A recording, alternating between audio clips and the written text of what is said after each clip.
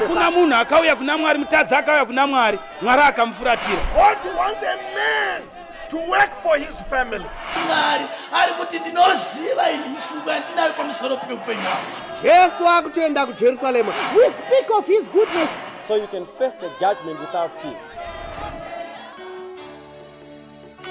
Ndoda kukwazisa imosi hama dzangu muzita raJesu, tichitenda Mwari, tichienderera mberi nezvidzidzo kubva mukati meshoko raMwari. Mukati mezuva ranhasi toda kuenderera mberi tichitarisa nyaya yatakadzidza kumashure uko yaitaura pamusoro pechimiro chemunhu akafa.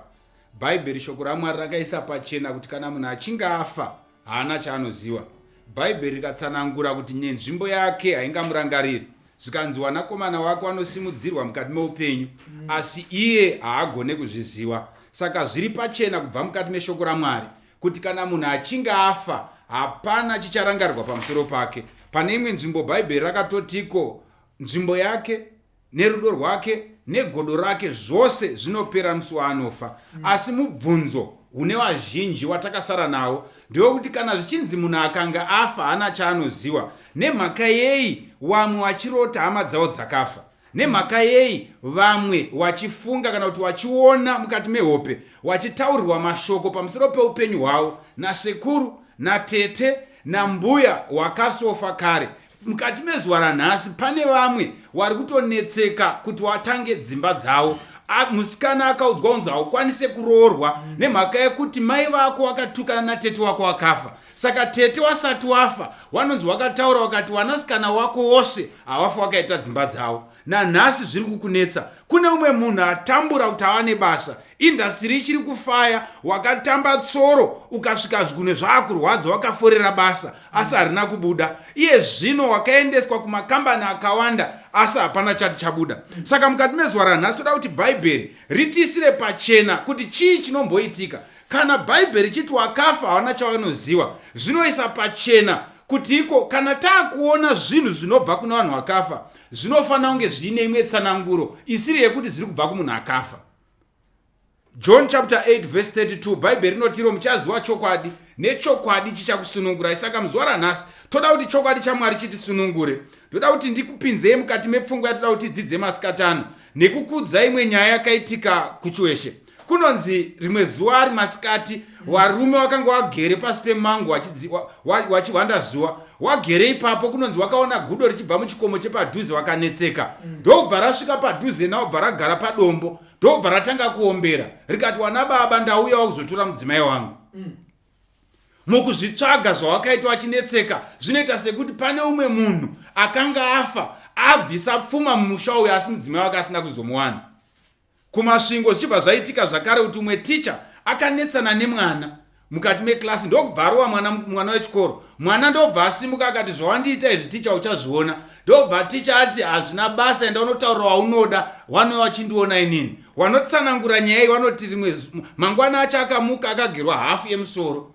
Ndobva adzoka muklasi achibva audza kamwana kaya akati, enda unodza wakandigera kuti wapedzisa, wakasapedzisa ndodhila newe. Mwana achibva asimuka futi akati, zvauri kutanga hauzvigoni. Mangwana acho anonzi ticha akamuka musoro waZudha. Haana kuzogara pachikoro akabva aenda. Zvinombobva nekupi zvinhu zvakadai izvi? Wamwe takanzwa nezvedzimba dzisingagariki nemhaka yekuti vanhu vanoti kana wageremo pousiku wanonzwa mukadzi anenge achiimba achitotsvaira nekugeza mandiro. Wakada kuzvitsvaka zvinoita sekuno zviri kubva kuna vanhu vakafa. Pamwe pacho tsanangudzo inonzi ndimbuya kana utete wakafa mumusha uyu waine shungu. Pamwe pacho vamwe vanhu vanotosangana nemasvikiro, vanhu vanotodzowa taura nemazwi hama dzakafa. Zvinobvepi iro Bhaibheri rati munhu akafa haana chaanoziva? Saka mukati mezuva ranhasi toda kuti timbodzidza nyaya iyi takatarisana nebasa rengirozi ratingatiro the ministry of angels pachirungu. Ngatinamatei.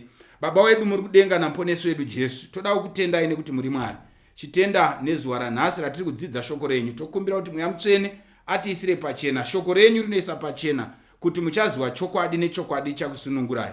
Tisunungurewo tirame takasununguka nokuda kwevhangeri renyu. Mazviita Mwari takumbira zvose muzita raJesu, amen. Now tiri kutaura pamusoro pebasa rengirozi. Toda kuti tione mukati meBhaibheri kuti idzo ngirozi dzinombowa chii. Mukaverenga pana Hebrews chapter 1 verse 14 inobva yatiyo, are they not all ministering spirits sent forth to minister for them who shall be heirs of salvation. Bhaibheri shoko raMwari panapa rinoti ngirozi, mweya inoshumira kune avo vachadya nhaka yeruponeso. Pfungwa iyi inotambanudzwa pana mapisarema 103 vhesi ya 20 yobva yanzi yo, bless the Lord you angels who excel in strength, who do his word, heeding the voice of his God, of his word. Bhaibheri roisa pachena pfungwa mbiri kuti ngirozi mweya, uye zvakare ngirozi watumwa waMwari, wanotumwa naMwari kuti waite basa raMwari. So Bhaibheri shoko raMwari riri kuisa pachena kuti kana tiri kutaura pamusoro pengirozi, tiri kutaura pamusoro pewatumwa waMwari, tiri kutaura pamusoro penhume dzinotumwa naMwari kuti dziite basa raJehovha, kuti dziite zvinorayirwa naMwari. Saka ndo basa rinoitwa nengirozi. Mukawerenga zvakare mukati meBhaibheri kuna vaHebrew chapter 12 verse 22, Hebrews 12 verse 22 inotsanangura pamusoro pebasa rengirozi nekuwanda kwadzo. Yobva yati masvika kugomo reZioni, guta raMwari mupenyu, iro Jerusarema iri kudenga. Zvikanzi kune ngirozi dzisingawerengeki. Neimwe nzira, kana tiri kutaura pamusoro pengirozi, iwo watumwa waMwari, tiri kutaura pamusoro peboka revatumwa wasingagone kuwerengwa nenhamba dzevanhu. Neimwe nzira, tikada kuti tigare pasi tiise mukombiyuta tiwerenge nhamba dzengirozi dzirimo mukati menyika yose sekusikwa kwazvakaitwa naMwari. Bhaibheri rati it's an innumerable company. Zvoreva kuti kombiyuta inosvika painoti impossible kana kuti inoloka nemhaka yekuti nhamba yacho yakawanda kupfuura zvinozivikanwa nevanhu. Teererai vana vaMwari, kana tiri kutaura pamusoro pevatumwa vaMwari, tiri kutaura pamusoro pevatumwa wakaiswa kana kuti wakatsaurwa naMwari. Ndizvo here? Saka zvakakosha kuti kana tiri kudzidza saizvozvo tirege kufunga kuti kana tiri kutaura pamusoro pengirozi tiri kutaura population yekuchitungwiza, tiri kutaura population yemuNew York kana kuti yemuLondon. Nhamba dzinoto kana wachitogara pasi wachiti London ine 5 million people, ngirozi dzaMwari dzanzi hadziwerengeki. Rega timboona mukati meBhaibheri idzo ngirozi dziri kunzi hadziwerengeki idzi. Tatodzidza pekutanga pabasa radzo rekutanga, tawerenga zvikanzi ngirozi idzi inhume dzaMwari, dzinotumwa naMwari kuita basa raMwari, dzinotumwa naMwari kuenda neshoko raMwari, dzinotumwa naMwari to carry out God's instruction. Ndosaka Bhaibheri ratawerenga rati they are sent by God to do his word. Imwe basa rengirozi tinoriwana pana mapisarema 34 verse 7. Bhaibheri shoko raMwari rinotiro mutumwa waJehovha unokomberedza vanomutya nekuvarwira. Saka rimwe basa rengirozi kukomberedza nekurwira vanotya Mwari. Neimwe nzira, Bhaibheri riri kuisa pachena benefit yekunamata. Kune vamwe vanhu vanozvitutumadza vachiti hapana mutsauko pakati paanonamata neasinganamate. Bhaibheri riri kuisa mutsauko nemhaka yekuti anonamata Mwari, ari kunzi mutsvene waMwari, anochengetwa nengirozi dzaMwari. Muchaona mukudzidza kwatiri kuita kuti haasi kuchengetwa nengirozi nemutumbo wevanhu dzinoti dzimwe nguva dzikange dzazvimbirwa dzinobatwa nehope, asi ari kuchengetwa nengirozi nevatumwa vaMwari vanobva pachiso chaMwari vachitumwa kuti vanochengeta munhu waMwari. Kuno vanoda bhora unonzwa vachiti masapota eLiverpool vanotaura kuti you never walk alone. Ndezvekubhora izvozvo, but kuvanhu vaMwari they never walk alone. Nemhaka yekuti pane ngirozi dzaMwari dzinovachengeta nekuvarwira mukati mematambudziko avanosangana nawo. Mukaverenga zvakare kuna Mateo chapter 18, Matthew 18 verse 10 inotsanangura pamusoro pekuti ngirozi dzaMwari dzinochengetedza even vana vadiki.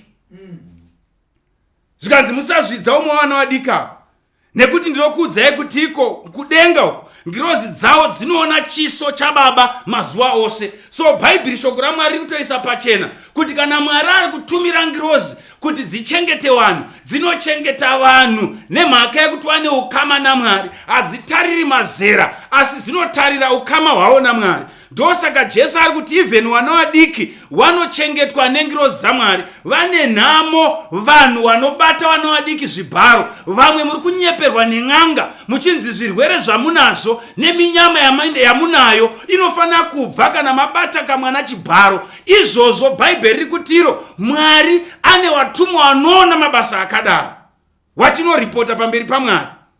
Mukaverenga zvakare kuna 2 Kings chapter 19 verse ya 35 kusvika pa36 inotsanangura pamusoro paElijah, pamusoro pehondo yakanga yauzorwisa Israeri yevaAsiria. Bhaibheri shoko raMwari rinotiro vana vaIsraeri pavakachema kuna Mwari Mwari usiku humwe chete akatuma ngirozi ikaenda ndokubva yanoparadza masoja aikwana kuita 185,000 kukembe yemaassyrians. Ingirozi 1 yakatumwa naMwari ndokubva yatonopedza hondo iri imwe chete. Saka kana tichinzi tinochengetwa nengirozi dzaMwari, hatisi kuchengetwa nengirozi dzinoda kubetserwa pasimba. Ngirozi dzaMwari hadzinide bhengoro paruoko rwako kuti dzikuchengete. Ngirozi dzaMwari hadzinide kuti uzore anointing oil kuti dzikuchengete. Ngirozi dzaMwari hadzinide kuti upise zumbani kuti dzikuchengete. Ngirozi imwe chete kana yakapasa 185,000 masoja anga ari armed, men who were trained for war, men who were ready for battle, hadzikatadze kukuchengeta iwewe.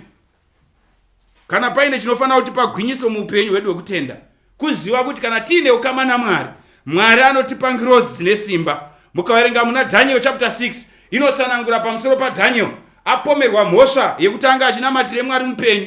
Mutongo wanga wakatarwa ipapo namambo Darius wanga uri wekuti aifanira kukandwa mugomba reshumba. Wose waikandwa mugomba reshumba waidyiwa. Asi chinondifadza ndechekuti iko Bhaibheri rinotiro mangwanani Daniel akandwa mugomba reshumba, mambo akamhanya kuti andoona kuti Daniel mupenyu here. Zvinonzi neBhaibheri paakatarira achiona akadeedzera akati, nhai Daniel, Mwari wako unonamata akuchengetedza here? Pavhesi ya 21 na 22 Daniel anopindura kuna mambo oti, Mwari wangu andinoshumira, rechirungu rinoti, my God send his angel and shut the lion's mouth, so that they have not hurt me, because I was found innocent before him, and also, O king, I have done no wrong before you. Daniel anotoudza mambo oti, Mwari wangu andinonamata atumira ngirozi yake kuti ivhare muromo weshumba. Teererai vana vaMwari, rega kutya vanokutumira zvihanda, nekuti kana uchichengetwa naMwari, Mwari anotumira ngirozi yozvivhara muromo.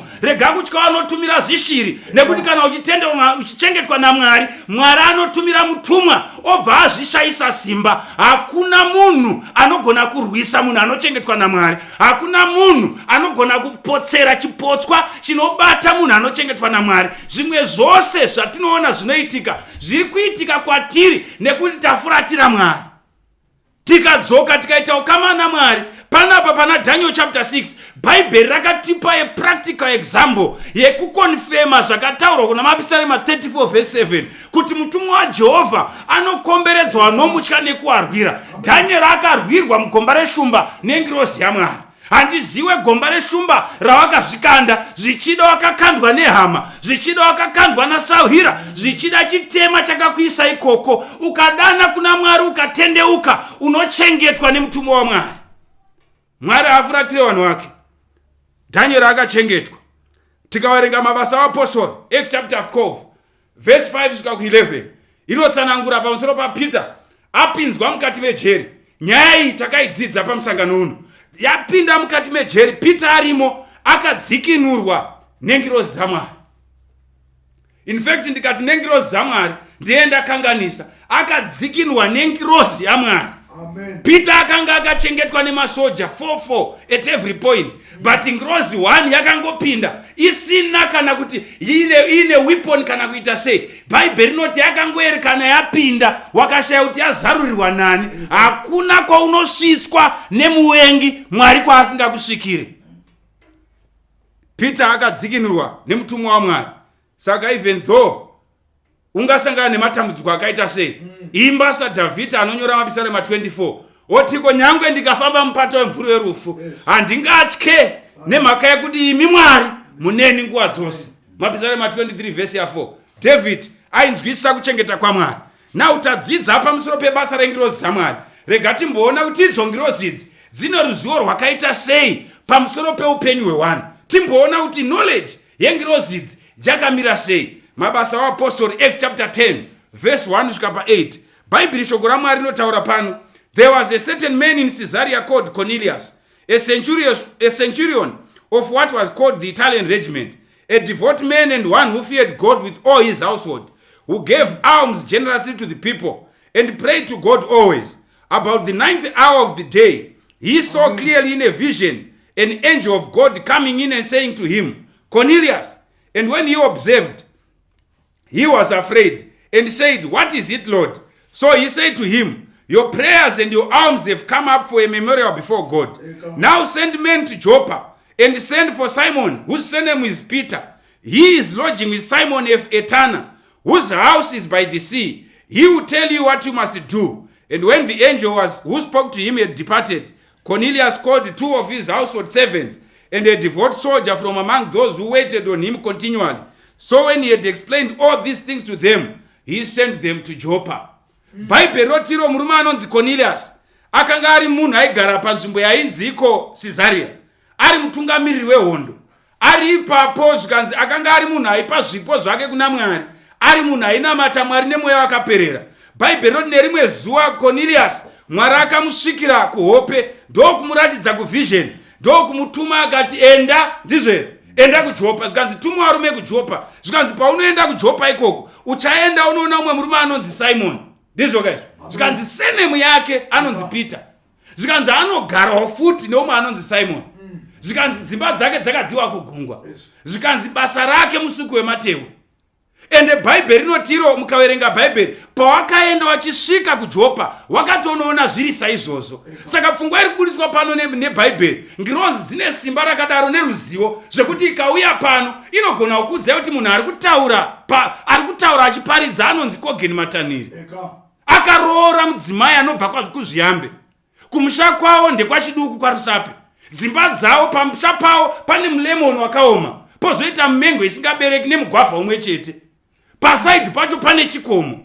Inogona kukuudzai zvakadaro, yotokuudzai kuti pashamwari dzaKogeni pane umwe anonzi Timothy akaenda kuLondon, koita umwe anonzi John ari kuSouth Africa. Izvozvo ngirozi dzinozviziva. Saka pfungwa iri kuburitswa panapa yada kuti bate ndeyekuti ngirozi dzine perfect knowledge about us. Saka hazvishamise kuti ngirozi iziwe zita raamai vako, hazvishamise kuti ngirozi iziwe kuti sekuru wako waifarira kunwa chibuku, hazvishamise kuti ngirozi iziwe kuti baba wako wakaita madzimai matatu, umwe wacho hawana kumubvisira pfuma kwa mutoko.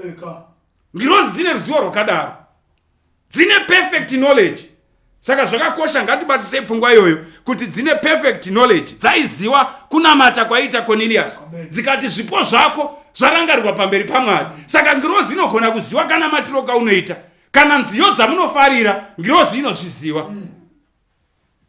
Saka pamwe pacho tinovhundutswa tanzwa kuti ngirozi yaziva zvakati Bible ratisira pachena kuti inoziva. Chimwe chinozikanwa nengirozi, Ecclesiastes chapter 5 verse 6, inobva yatotaura kuti usatendera kuti muromo wako ukutadzise pamberi pemutumwa waMwari, kuti uzoti pamberi paJehovha yanga iri mhosvo. Neimwe nzira Bible riri kuisa pachena kuti ngirozi dzinotoziva nekucherechedza mashoko atinotaura nekatauriro kacho. Saka hazvishamise kuti ngirozi yaMwari irecognize voice ramatanhiri, hazvishamise kuti ngirozi yaMwari irecognize kuimba kwamunoita mai moyo, kana kuimba kunoita munhu ari kuChina kana ari kuDubai. Ngirozi inogona kuziva izvozvo. Knowledge, perfect knowledge. Imwe pfungwa yatoda kuti bate tunoiwana kuna Judges chapter 13 verse 3. Judges chapter 13 verse 3 inotsanangura ndo panoberekwa murume anonzi Samson muBhayibheri.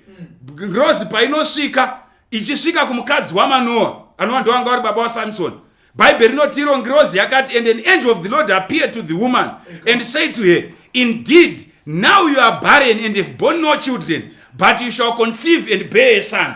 Zvikanzi ngirozi yakatosvika kuna mai waSamson, waizwa mai waSamson. Zvikanzi iwewe uri barren, hauberekiwe, asi Mwari achakuropafadza uchabereka mwana mukomana. Saka Bhayibheri riri kuisa pachena kuti ngirozi dzinotozivawo physical condition yemunhu, zvekuti apa yakatouya ikatoudza mukadzi uyu kuti iwe hauna mwana asi uchaita mwana. Saka musashamiswa kana ngirozi ikaziva kuti mai wari mumusha menyu muroora uyu atambura achitambudzwa natete haana mwana asi achaita mwana gore rinouya.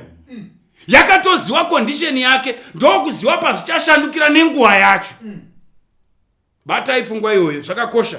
Tiri kudzidza pamusoro pemabasa engirozi. Saka ngirozi yakasvika ichiziva condition yemukadzi uyu nekuti achaita mwana. Mukaverenga kuna madzimambo ekutanga 1 Kings chapter 19 verse 5 kusvika ku8 inotsanangura pamusoro paElijah. Chapter 18 Elijah ndo paanga ari pagomo reKarmeri nevaprofita vaBhaari. Inonopera Elijah waparadza pachitaurwa naJezebheri. Jezebheri inonzi akabheja akati, Elijah ranhasi rikanyura ndisati ndakuita zvawaita vaprofita ava, ubva waziva kuti nini Jezebheri handina simba. Aireva kuti kana iwozvo waparadza wauraya vaprofita vaBhaari, rimwe zuva rikapera ndisati ndakuurayawo saiwawo handina simba. Elijah ndobva asikinya achibva atiza kudaro unonzi akagara pasi pemuti ari ipapo hope bva dzabata ndobva aona abva amutswa nengirozi ichibva yamupa chikafu. Elijah akapuhwa chikafu mukati mesango nengirozi. Inzwa izotaura bhaibheri. Then he lay down under the tree and fell asleep.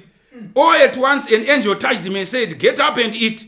He looked around, and there by his head was a cake of bread baked over hot coals and a jar of water. He ate and drank and then lay down again. Ngirozi iya ndokubva yadzoka zvakare. Saka ngirozi dzinotoziwawo patinonzwa nzara, dzinotoziwawo even our future, because inozoti kwaari simuka udye nekuti rwendo rwako rurefu, kwauri kuenda kurefu. Saka ngirozi inogona kuziva zvakare zviri pamberi pedu. Ndizvo kaizvo. Now mvunzo wangu otiwo, ngirozi zvadzinoita simba roseri nekashandiro kakadai dzinoshanda dziri muchimiro chipi? Dzinoshanda dziri muchimiro chipi? Tambodzidza pekutanga zvikanzi ngirozi mweya, but maonero ataita pamavhesi aya ngirozi dzaita sedziri kuuya nenzira dzakasiyana siyana. Now tikaverenga Hebrews chapter 1 verse 7 inobva yatiyo pamusoro pengirozi. Iye unoti anoita watumwa wake, ndizvo kaizvo, anoita watumwa wake mweya nevamwe anoaita semirazvo yemoto. Zvikanzi ngirozi dzinoita semweya, pamwe pacho dzinotouya semurazvo wemoto, flames of fire. Pandakaverenga vhesi ndakaita mubvunzo kuti pane here patiine example mukati mebhaibheri. Ndokubva ndaona kuna Exodus chapter 3 ukaverenga vhesi ya 1 kusvika ku3 Moses ari kufudza makwai atezvara wake Jetro. Bhaibheri inotiro asvika kugomo raMwari, gomo reHorebu, akaona gwenzi richipfuta asi risingaparari. Ndokubva aita chivewe, ndokuda kuswedera padhuze. Zvonzi nebhaibheri mutumwa waJehovha akataura naye achibva mugwenzi uri moto, akati usaswedera pedyo nekuti nzvimbo bvisa shangu dzako, nzvimbo yauri itsvene. Saka neimwe nzira bhaibheri riri kutokonfema zvakatoitika. Dai kuri kuti Mozisi ari pakati pedu muzuva ranhasi aikutaurira kuti ngirozi yaMwari ndakaiona uri murazvo womoto. Saka ngirozi inogona kuuya uri murazvo womoto, a flame of fire. Ndosaka mukaverenga kuna 2 Kings chapter 2 verse 11 inokutsanangura kuti Elijah paakaenda kudenga anonzi akaenda nengoro dzemoto, but akauya kutorwa by a company of angels, but the appearance were like chariots of fire. Dzaita kunge ngoro dzemoto, atorwa nengirozi dzaMwari. Saka ngirozi inogona kutora chimiro chemurazvo womoto. Now toda kutienderere mberi tuone zvakare zvinoita ngirozi, chimwe chimiro chengirozi. Genesis chapter 3 verse 1 kusvika pa5. Now the serpent was more crafty than any of the wild animals the Lord God had made. He said to the woman, "Did God really say you must not eat from any tree in the garden?" The woman said to the serpent, "We may eat fruit from the trees in the garden, but God did say, you must not eat fruit from that tree, from the tree that is in the middle of the garden, and you must not touch it or you will die. You will not surely die." The serpent said to the woman, "For God knows that when you eat of it, your eyes will be opened, and you will be like God, knowing good and evil." Now panapa taakuratidzwa ngirozi dzichizviratidza ngirozi ichisvikira pasvikiro. Now apa yakasvika svikiro iri yakasvikira pamhuka. Wara ratinoshandisa kushona rekuti svikiro zvingoreva kuti chinhu kana kuti mweya wasvikira pane umwe munhu. Saka panapa ngirozi, panapa tiri kuona nyoka ichitaura naEvha mukati mebindu reEdheni. But toda kuti nzwise kuti nyoka iyoyi yakataura naEvha mubindu reEdheni inyoka rudzii yakataura naEvha mubindu reEdheni. Now mukaverenga kuna zvakazarurwa Revelation chapter 12 verse 7 to 9 inobva yatiyo, "And war broke out in heaven. Michael and his angels fought with the dragon, and the dragon and his angels fought, but they did not prevail, nor was a place found for them in heaven any longer. So the great dragon was cast down, that serpent of old," that serpent of old, "called the devil and Satan, who deceives the whole world. He was cast to the earth, and his angels were cast with him." Saka pana pari kunzi nebhaibheri kuna Genesis nyoka yakataura nemukadzi ichitaura pamusoro naEvha. Nyoka iyi anga atori Satan akunzi the serpent of old. Saka muri kuona here kuti svikiro rekutanga ratiine rekodhi naro mukati mebhaibheri yakanga iri nyoka yakasvikirwa nengirozi yakaputsika inonzi Satani. Saka neimwe nzira bhaibheri riri kuisa pachena kuti ngirozi dzinogona kuzviratidza mumhuka. Now dzazviratidza mumhuka kana kuti dzichizviratidza saizvozvo, mukaverenga kubhuku raNumbers chapter 22, Numbers chapter 22 verse ya 22 kusvika ku34, indima yakareba asi inotibatsira kana taiverenga taakudzimba. Inotaura pamusoro pemurume anonzi Balaam. Balaam akanga ari muprofita waMwari. Balaam ari muprofita waMwari kudaro, Mwari ndokubva kukwezva mwoyo namambo ainzi Balaki. Now Balaki ndokubva amuda kumupa fufuro akati, iwewe ndoziva kuti Israeri iri kupfuura nemunyika mangu ichienda kunyika yeKenani yakapikirwa naMwari. Vanhu ava ndakanzwa nezvesimba raMwari wavo, saka ndoda kuti uwatuke iwe semuprofita, isa chituko pamusoro pavo, kuti kana wakafunga kurwa neni nemhaka yekuti watukwa ndinogona kuvakurira. Ndoda kuti mucherechedze pfungwa iyi kuti mambo muhedheni anga asingazivi Mwari aiziva kuti kana Mwari abvisa chikomborero chake pamunhu, munhu anogona kuparara. Saka ipfungwa yakakosha tofanira kubata pane mashoko amamba ekuti kana Mwari akabvisa chikomborero chake pamunhu wake, munhu iyeye becomes common, ngirozi hadzichamuchengetedza, anoparara. Saka mudikani, rega ndikuudze, usaita manyemwe ekuvhairira Mwari. Kunamata Mwari kunobhenefita iwe nemhaka yekuti ndo pane kuchengeteka kwako. Wakakunyepera wakati kunamata Mwari kunoitwa nemafuza, wakakunyepera wakati kunamata Mwari kunoitwa nemarombe, wakakunyepera wakati religion is the opium of the poor. Kunamata Mwari kunoitwa nevanhu vane hanya neupenyu hwavo, nekuti vanonamata Mwari vanochengetwa nengirozi dzaMwari. Ndo zvakazikanwa namambo. Ndokubva adedza Balaam kuti avatuke. Haana kuziva kuti waMwari, kana Mwari akanga aisa munembo pamusoro pemunhu wake, arecognize, akutora kuti wava munhu wake, hakuna, there is no demon anyway inogona kuparadza mudikani. Zvine benefit mudikani kuita ukama naMwari. Wemweya tsvino anosairira asi inoshaya basa. Saka panapa Bhaibheri rinotiro zvaitika saizvozvo Balaam anodzama kuita. Mwari ndokuda kutsiura muprofita wavo Balaam. Saka Mwari wakashandisa dhongi raakanga ainaro. Bhaibheri rinotiro Mwari akatuma ngirozi. Ngirozi yanga yakatobata munondo zvokuti dai Balaam akaramba achipusha achienda yaimuparadza. Dhongi ndokubva raona ngirozi, ndokubva ragwadama. Saka parakagwadama rakadzvanyidzira gumbo raBhalaam kudombo ranga riri parutivi. Iye ndokutora tsvimbo yake ndokurova dhongi katatu, kusvika dhongi ngirozi yakonzera dhongi kuti ritaure natenzi wayo zvikanzi, mandirowa katatu, zvandaita izvi ndakambozviita here? Balaam unozwa chiwindi chake chinondityisa. Nzvimbo yekutanga kuvhunduka kuti dhongi handisati ndamboita conversation naro, akatotaura naro sezviri nomwa, zvika ndakurova nekuti wandidzvanyidzira gumbo rangu. Zvikanzi ipapo mutumwa waJehovha ndo akazotaura naye akati, dai risina kutomira wanga waparara. Pamwe pacho tenda Mwari, nekuti ngirozi yaMwari yakaponjesa mavhiri wakuenda kuupombwe. Pamwe pacho tenda Mwari, nekuti ngirozi yaMwari yakaita kuti ungobatwa nechimwe chiflu chakaita kuti utadze kuenda kwaida kuenda, vanopararira girlfriend.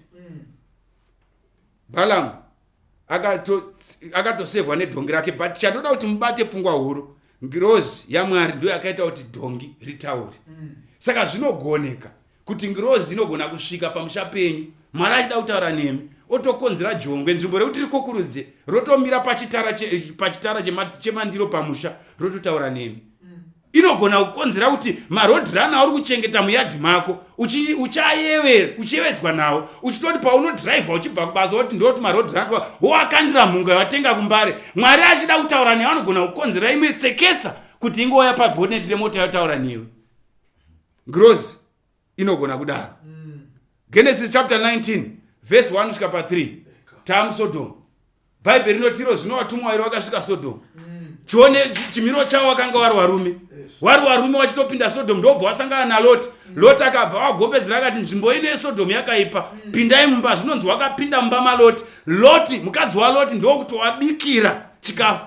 Loti akawapa mvura yekugeza tsoka, ndokunouraya chimhuru, ndokubva atowabikira zvekudya zvemazuva iwayo. Wapedza izvozvo akabva waridzirwa pekurara.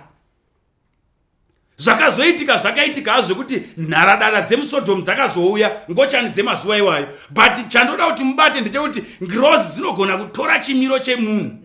Ende dzatora chimiro chemunhu dzinogona kutoparticipate maactivities anoitwa nevanhu. ndosaka dzakapuwa mvura yogeza tsoka, ndosaka dzakapuwa chikafu dzikadya, ndosaka dzakawaridzirwa pekuti dzirare. Saka neimwe nzira zvakakosha kuti tinzwise kuti ngirozi dzinogona kutora chimiro chemunhu. Ndosaka Bhaibheri kuna Hebrews chapter 13 verse ya 2 roti musakanganwa kugamuchira waeni sezvinoita vamwe, nekuti vamwe pakuwagamuchira waeni iwawo wakagamuchira watumwa waMwari. Ameno mune nhamo kumba kwenyu, isu takakura tichiudzwa naamai kuti muyeni haapedzi dura. Itsumo yaizikanwa nevakuru yekuti gamuchirai waenzi nekuti hakuna muenzi anokusiyai maavarombo. Bhaibheri rotsinhira roti wakaropafadzwa nekuti vamwe mukudaro vanotogamuchira ngirozi dzaMwari. So ngirozi inogona kutora chimiro chemunhu akafa. Kuna Mateo chapter 1 verse ya 20 tinongotaura kuti ngirozi dzinogona kuzviratidza nemutoo upi. Matthew chapter 1 verse 20 inotsanangura pamusoro paJoseph. Joseph ndiye anga akaroora Mary abereka Jesu. Bhaibheri rinotiro paakanzwa kuti mudzimai wake wanga asati wakuda kunochata naye akuda ane pamiri, Joseph zvakamunetsa semunhu akanga ari munhu anotya Mwari, akati handingamunyadzise. Teererai vanhu vaMwari, zvakakosha mudzimba kuti kana umwe achinge atadza tiprotecta neintegrity. In this particular case Mary akanga asina kutadza, but Joseph akati hazvindibetsere kuti munhu andinoda ndimuite public spectacle. Kwete kwenyu kumba kwokuti kana mwana akamita ndimunotanga kufamba naye neraini. Rari nzenza akaita pamiri, rari nzenza akadai, baba wekwangu amunoaziva havabude mune zvakati, mai wekwangu ndo anoita zvemupfuwira. Chengetedzai nekugadzirisana murudo makanyarara. Joseph akadaro anoenda, zvonzi neBhaibheri akafunga kuendesa Mary chinyararire kumusha kwavo. Ngirozi yaMwari ndobva yauya kuhope. Hanzi vhesi ndoda kuiwerenga vhesi. But while he thought about these things, behold, an angel of the Lord appeared to him in a dream, saying, Joseph, son of David, do not be afraid to take Mary your wife, for that which is conceived in her is of the Holy Spirit. Ngirozi yakauya kuhope. Saka zvinogoneka kuti wakarara ngirozi dzaMwari dzokushanira kuhope. Mutumwa waMwari, Mwari achida kutaura newe, anogona kukushanira kuhope kwako. Tiripo here vatendi? Now Bhaibheri mukaverenga Matthew chapter 28 takuverenga pamusoro pekumuka kwaJesu paakanga aiswa muguwa. Munoziva kuti Jesu akafa Friday, Saturday ari muguwa, Sunday ndo paakamuka. Now zvinonzi musi waakamuka Jesu, inzwai zvotaura Bhaibheri, there was a violent earthquake. Matthew 28 verse 2 to 4.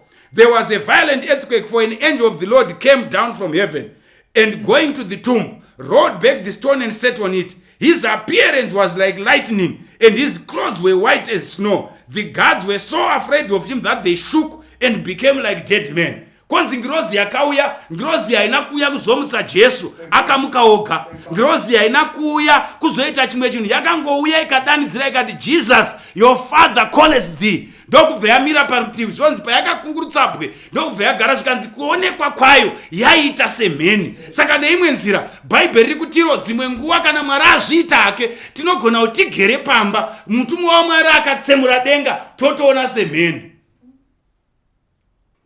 Kanzi yakanga yakaita, his appearance was like lightning. So ngirozi dzinogona kutora chimiro chinofanana nemheni. Tizvo here vana vaMwari? Ndo zvaiswa neBhaibheri. Now tadzidza mabasa oshaya engirozi.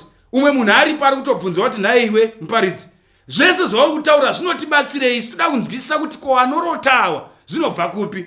Ko wakasungwa newakafa zvinobva kupi? Now regai tienderere mberi pane chimwe chinhano. Timboona kuti tadzidza pamusoro pemabasa anoshamisa engirozi aya. Rangarirai vhesi ratawerenga Revelation chapter 12 verse 7 to 9. Yataura pamusoro pehondo yakaitika kudenga pakati paSatani naJesu. Zonzi Satani iyo Diablos nyoka yakare inonzi Diablos naSatani yakakurirwa yakakandwa pano pasi. Saka Bhaibheri ratoisa pachena kuti pane ngirozi dzakaputsika. Pavhesi iro ratopindura fungo yakuti are there angels that are fallen. Dziripo here ngirozi dzakaputsika. 2 Peter chapter 2 verse 4 inotsigira. Inotiyo, for if God did not spare the angels who sinned, but cast them down to hell and delivered them into chains of darkness to be reserved for judgment. Saka Bhaibheri rinotoisa pachena yataverenga kuna Revelation naPeter. Peter ari kuti kana Mwari asina kuchengetedza ngirozi dzakatadza akadzikandira pano pasi kudima, ndokubva adziisa mukati mengetani dzedima, kuti dzimirire zuva rerutongo. Zviri kutaurwa hazvireve kuti Mwari ane warehouse yedima maakaisa ngirozi, but zviri kutaurwa mufananidzo panonzi dzakakandwa into darkness, mufananidzo wekuti chokwadi chaMwari chinova chiedza hachichadzishanduri mwoyo yasindimara. Saka pfungwa iri kuiswa pachena nebhaibheri ndeyekuti munhu ukaramba uchirwisana nezano raMwari, mwoyo wako unopedzisira watindiwara zvekuti hakuchisina vhangeri richayevanisa mwoyo wako. Ndosa muchiona kuti kune vamwe vanhu varowedzera muupombwe, nyangwe vhangeri rikataurwa sei haatirimuki. Kune vamwe vanhu varowedzera mukudhakwa, nyangwe akadzidziswa newehealth kunzi kanwiro kauri kuita doraka kanoparadza utano hwako haachatendeuki. Kune vamwe vanhu varowedzera muung'anga nemukuita mazango nezvikwambo zvekuti ukamutaurira anotoona kuti haakwanise kurarama asina zvikwambo. Imhaka yekuti munhu iyeye kana tingashandisa language yakashandiswa naPeter atova mukati merima. Chiedza cheshoko raMwari chakutadza kumusvikira nemhaka yekuti akajaidza mwoyo wake kuramba uchipandukira Mwari. Now tadzidza kudaro pamusoro pengirozi dzakaputsika idzi. Ndiani mutungamiriri wadzo? Tawerenga kuna Revelation chapter 12 yataura kuti Satani nengirozi dzake, kuratidza kuti mutungamiriri wengirozi dzakapanduka dzakapandukira Mwari ndi Satani. Pfungwa iyi inotsigirwa zvakare Matthew 25 verse 41. Then he will also say to those on the left hand, depart from me, you cursed, into the everlasting fire prepared for the devil and his angels. Saka ngirozi dzakaputsika idzi dzakapanduka, mutungamiri wadzo ndi Satani. Mutungamiri wadzo ndiani? Ndi Satani. Bhaibheri raisa pachena kuti mutungamiri wengirozi dzakaputsika ndiye Satani pachake. Nyaya yatawerenga una Revelation chapter 12 inotsigirwa naJesu pana Matthew 25 verse 41 achiti Jesu achaisa kurutivi kuti vanhu vaparare avo wakanga wakapandukira Mwari zvikanzi vanoparadzwa pamwe chete naSatani nengirozi dzake. Kuratidza kuti Satani ndiye mutungamiriri wengirozi dzakaputsika. Now dzaputsika ngirozi idzi dzinogonawo here kuita mashura nezviratidzo. Mukaverenga una Revelation chapter 16 verse 14 inotiyo, for they are spirits of demons performing signs which go out to the kings of the earth and of the whole world to gather them to the battle of that great day of God Almighty. Panapa John achinyora kuna zvakazarurwa anoratidzwa zvichaitika nemazuva ekupedzisira. Pane zvimwe zvaakaona akaratidzwa zvikanzi mwetsvina mitatu yaita sematatya ichibuda mukati memuromo wemuprofita wenhema. Zvikanzi oenderera mberi akutsa oti mweya yemadhimoni inoita zviratidzo kuti inyengere vazhinji. Batai pfungwa iyoyo kuti chimwe chinhu chinoshandiswa nengirozi dzekuputsika idzi inoshandisa iyo inouya achiita zviratidzo kuti inyengere vanhu. Pfungwa yakakosha kuti ibate iyoyo. Mukaverenga kuna Deuteronomy chapter 34 ndoda kupa imwe mfananidzo wakakosha. Mukaverenga Deuteronomy chapter 34 verse 5 kusvika pa 6. Bhaibheri shoko raMwari rinotaura pamusoro pekufa kwaMozisi. Mozisi anonzi akafa pamupata weBet Peor, ndizvo kaizvo, wakatarisana nenyika waMoabhu. Zvikanzi ipapo Mwari ndiye akamuviga, hakuna munhu anoziva pane guva raMozisi zvikanhasi. Ndozotaura Bhaibheri. Mozisi afa, munoziva rwendo rwaMozisi. Mozisi anonzi naMwari, iwe Mozisi, nekuti wakakundikana kuteerera instruction pandakakuti enda padombo unotaura naro ukarirova katatu. Ipapo wakakundikana. Saka nyika yeKenani hauchasviki. Mwari ndokubva amutendera kuti akwire gomo rePisga. Akwira pagomo rePisga, Mozisi anoona kunaka kweKenani. Ndokubva mwoyo wake uchibva watofara akati zvitsidzo zvaMwari ndezvechokwadi. Zonzi Mozisi achibva afa, Mwari ndo wakamuviga. Zvikanzi neBhaibheri hapana anoziva pane guva raMozisi zvikanhasi. Asi ndoda kuti mucherechedze muone pfungwa iyi. Mukaverenga kubhuku raJudhi 9. Judhi ndo chapter imwe chete inoteedzerana zvakazarurwa naRevelation. Zvikanzi naJudhi 9 panapa, but even the archangel Michael, when he was disputing with the devil about the body of Moses, did not dare to bring a slanderous accusation against him, but said, the Lord rebuke you. Maona here pfungwa iri pano. Bhaibheri inoti Mozisi paakafa akavigwa naMwari. Hapana munhu anoziva pane guva raMozisi zvikanhasi. But panapa naJudhi 9 zonzi Michael, Jesu paakanga akunomutsa Mozisi. Ndizvo kaizvo. Munofanira kucherechedza kuti Mozisi akazomutswa. Ndosaka pa Mount of Transfiguration Jesu paakaenda naPeter, John naJames apinda ipapo akasvika akaona paina Elijah, pakauya Elijah na Moses. Moses akanga ari kumirira kupa confirmation kuna Jesu kuti rwendo rwauri kutora urwu shinga parwuri, nekuti kuburikidza nesacrifice yako uri kukonfirma ruponeso rwevanhu vachafu vachizomutswa kuupenyu husingaperi. Elijah munoziva kuti haana kufa, akatorwa akaenda kudenga, was translated into heaven. Another confirmation yaipuhwa kuti kune vamwe vachaponeswa, Jesu achiuya vari wapenyu, and they will be translated into heaven. So these two men came on the Mount of Transfiguration kuti wasimbise Jesu on the final lap zano reriponeso. Saka ndo pari kunzi Jesu paakamumutsa Mozisi achimutswa, Satan was there achinopupura kuti Mozisi mutadzi, kusvika Mwari pachawazoti kuna Satan, the Lord rebuke you. So Bible riri kuisa pachena kuti Satan nengirozi dzake zvisingazivikanwa nevanhu vanoziva pane makuwa hama dzedu. Kwaisazivikanwa nevanhu kuti Mozisi akavigwa kupi, akanga achiziva Satan. Now pfungwa iyoyo yakakosha kuti muibate vana vaMwari nezvinoitwa nengirozi dzakaipa dzaSatani.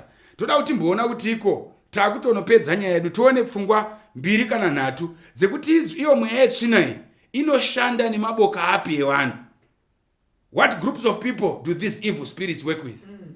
Mukaverenga kuna Acts chapter 13 verse 6 kusvika ku11 inotsanangura pamusoro pana Paul wachifamba nevhangeri. Zvinonzi wafamba pazvitsuwa zvizhinji, wakasvika pachitsuwa chePafos, zvikanzi ipapo ndobva wasangana nen'anga yechiJudha, ndizvo kaizvo, aiwa muprofita wenhema ainzi Bar Jesus. Zvikanzi akanga achibatira mukuru ainziye Sergio Paulus. Zvikanzi mukuru uyu, he was the proconsul, he was an intelligent man. Ndobva adedza Barnabas naPaul kuti anzwewo vhangeri raMwari. Now zvonzi iyi n'anga iyi yainzi Elimas. Verse rinoti, but Elimas the sorcerer, for that is what his name means, opposed them and tried to turn the proconsul from the faith. Then he saw Paul, who was also called Paul, filled with the Holy Spirit, looked straight to Elimas and said, you are a child of the devil and an enemy of everything that is right. You are full of all kinds of deceit and trickery.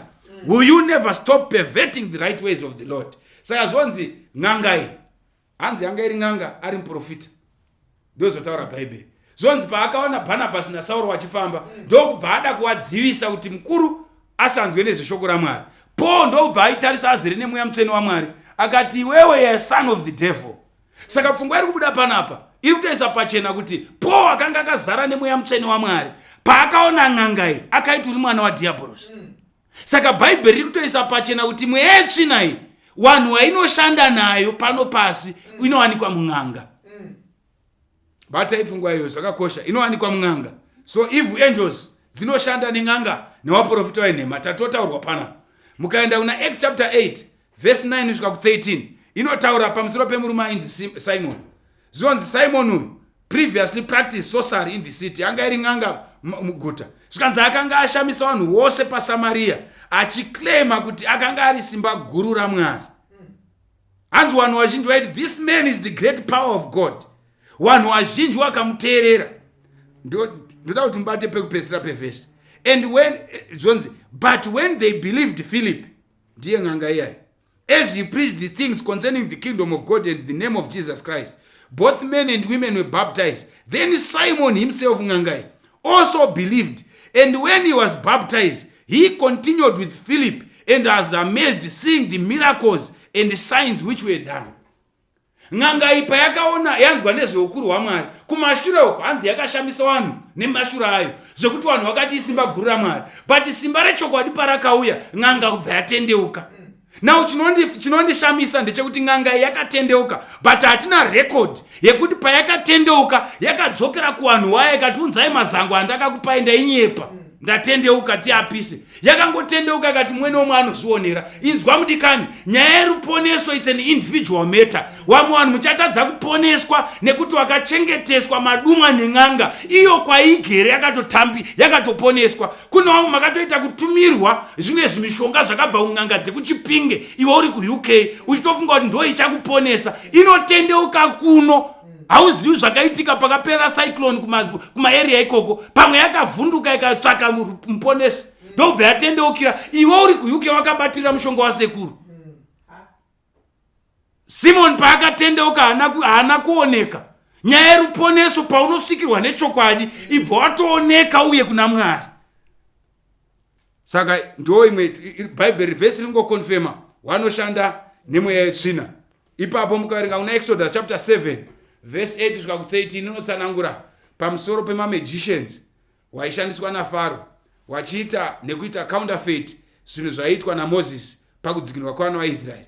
Saka Bible rinoisa pachena kuti ngirozi dzaSatani dzakaputsika dzinoshanda nemamagicians, dzinoshanda nen'anga, dzinoshanda nevaprofita venhema. Mukaverenga 2 Corinthians 11 verse 14 na 15 inobva yati, and no wonder, for Satan himself transforms himself into an angel of light.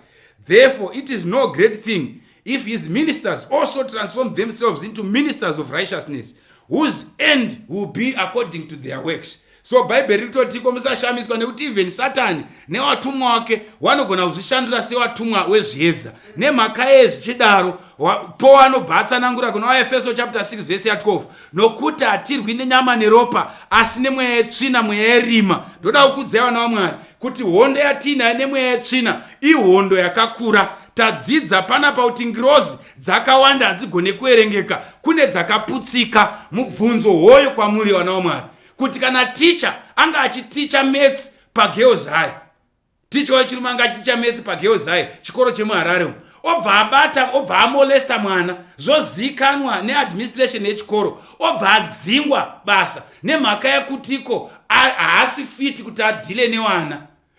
Kudzingwa kwaitwa basa kunobvisa here ruzivo rwekudzidzisa maths?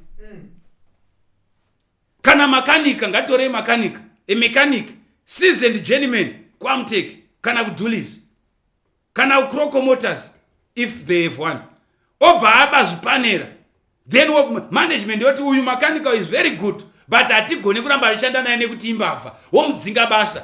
Hawabvise knowledge nekugona kwake kugadzira mota, but chaakuitika hachadzigadziriri mota idzi under the banner yeDulis kana Amtech, but akudzigadzira ari kumba paanoisa chibhakani chakanzi mechanic. Ende ukatoendesa mota yako inogona kutogadzirwa, but hazvireva kuti yagadzirwa mugaraji, but mota inotofamba. Saka pfungwa yandiri kuda muone ndeye kuda izvi kuti ngirozi dzaSatani dzakadzingwa kudenga but hazvina kubvisa rimwe simba radzinogona kuita rekuita mashura nezviratidzo. Dziri kurutivi rwaMwari, dzatumwa naMwari seyakatumwa kuna Moses, dzaizviratidza mumurazi womoto, asi nemhaka yekuti hadzichagone kuuya dziri murazi womoto dzotsanangura dzabva kuna Mwari nekuti dzakadzingwa kudenga, dzakuuya uri murazi womoto kubva kumakuwa, toti chipoko. Taona ngirozi yakasvika kuna mai waSamsoni, yakatosvika ikataura kuti haubereki asi uchabata mwana. Yanga yatumwa naMwari but dzakapanduka hadzigone kuuya the same. Saka zvadzakuita dzakuuya in the form yevaprofita venhema, wekuti ukatoenda pasi pemuti wake pakirawa yake anogona kutokutaura kuti uchaita mwana next year. Wamwe wacho otobata vana but hazvireva kuti abva kuna Mwari. Saka zvimwe zvatinopomera mhosva kuna Mwari ngatitsvagei mukati meshoko raMwari. Bible rinotaura Isaiah 40 verse 8, uswa hungaoma maruva agosvava asi shoko raJehovha rinogara nekusingaperi. Ngatitsvake pabhuku yaJehovha, hakuna chimwe chichashayiwa shamwari yacho. Tsvakai mukati meshoko raMwari. Saka ndo kuganza kunoita Satani nemweya yetsvina. Saka mweya yetsvina vana vaMwari zvatinoona zvakudzoka sezvichita vanhu vakafa, ingirozi dzaSatani dziri kuuya. Ndosaka tarondedzera nekutsvaka mukati meshoko raMwari. Pamwe pacho makapa vanhu mbiri mukati uya nesimba remhenue, ingirozi dzaSatani. Takaona yakauya pakamuka Jesu, yakauya iri muchimiro chemheni. Pamwe pacho totoona vari vanhu sezvakaitika vachipinda muSodhomu neGomora, dzakatouya vari vanhu ndokubva watotaura naLoti. Pamwe pacho ngirozi dzinogona kukonzera mhuka kuti dzitaure. Ndosaka pakafa tete wenyu muchiti pakaita mashura nekuti imbwa dzakataura. Imhaka yekuti ingirozi dzaSatani, nemhaka yekuti Satani hasina kumwe kwaanoopareta, akuoparetera pano pasi. Saka akuita mashura nezviratidzo kuti anyengere vanhu. Saka vanhu vaMwari, ichokwadi munhu akafa hana chaanoziva. Chinodzoka chiita kunge munhu akafa, kana kuti hama dzedu dzinotaura nesu dzichiita kunge hama dzedu dzakafa zvichiuya kuhope. Mweya yetsvina, mweya yaSatani ari kuda kuti vanhu murambe muchifunga manyepo aakataura kuna Evha kuti munhu haungafe zviro kwazvo. Zoita sengononzi kana munhu achinge afa pane kamwe knowledge kaanosara ainako, kunyepa. Kana munhu achinge afa ndo paperera sarungano. Life only returns when Jesus says so. Amen. Pachamuka wakafa. Before that, anything chiri kubva kune akafa manyepo ingirozi dzaSatani. Ende tinodzikurira nezita raJesu. Tinodzikurira nekutenda muna Jesu. Mudikani, hazvidi kuti usati wabuda mumba mako wogeza mvura ine sauti kana kuitira weti mudhishi kuti udzinge munyama yemvura yaunogeza. Zvinongoda kunamata kuna Jesu. Nemhaka yei mutumwa waJehovha unokomberedzwa vanomutya nekuapira. Wakakunyepera mudikani, wakati hauroorwi nekuti teto akafa nechigumbu pauri. Hakuna zvakataurwa nemunhu pamusoro pako zvine simba. Verengai Numbers 23 verse 19 kusvika 24. Balaam anopedzisira akuudza vanhu votiwo hakuna um'anga kana uuka kunoita pamusoro paJakobho. Zvikanzi ndakapiwa shoko rekuropafadza handingatuki. Kana Mwari asina kuona chakaipa kuna Jakobho, hapana chinobata. Mudikani, nanavira nekushingairira kuti ushaipe chakaipa pamusoro pako, unochengetwa nengirozi dzaMwari. Mweya yetsvina haibati. Saka usanetswa uchinzi hawazoita sei. Wamwe dzimba dzedu munotonyara kuti vanhu vasvike maakunorara nekuti mune mapwitidza zumbani muchifunga kuti mukudzinga munyama. Kudzinga munyama, waungati munyama handizivi kuti chii, but chandinoziva kune simba muropa raJesu. Mwari wokudenga akukomborerei. Mwari akuitirei zvakanaka. Zvichida pauri ipapo mudikani, wanga uine mubvunzo uchinetseka uchiti ndingaita sei. Wamwe tiri kushaya hope, wamwe tashungurudzwa nemweya yetsvina, wamwe tiri kuti wana warare tikasangosungira mabhatani mumaoko kana muchiuno wanaonera vachizhamba. Zvinopedzwa nezita raJesu. Kune ngirozi nesimba. Simba raJesu harikurirwe nemweya yetsvina. Satani akakurirwa kudenga pano pasi anomukurira, asi zvinoda kuti utende muna Jesu. Nawo zvimwe chinhu chandofanira kuti nditaure tisati anamata vadikani ndechekutiko mweya yetsvina iyi tingangoda kuifananidza nemasaisai emaselfoni.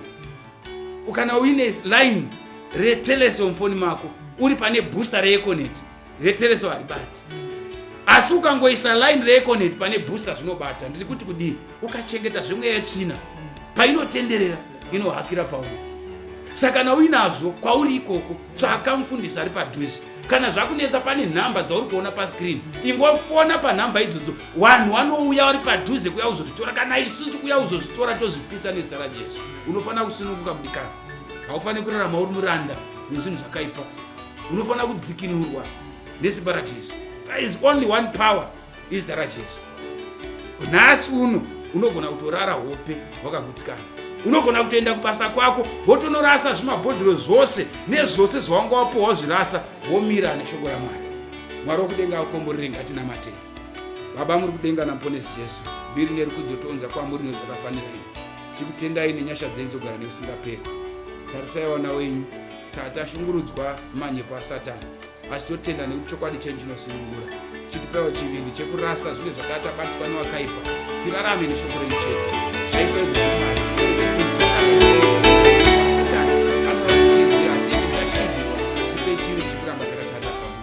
Maita Jehovha takumbira zvose muzita raJesu. Amen.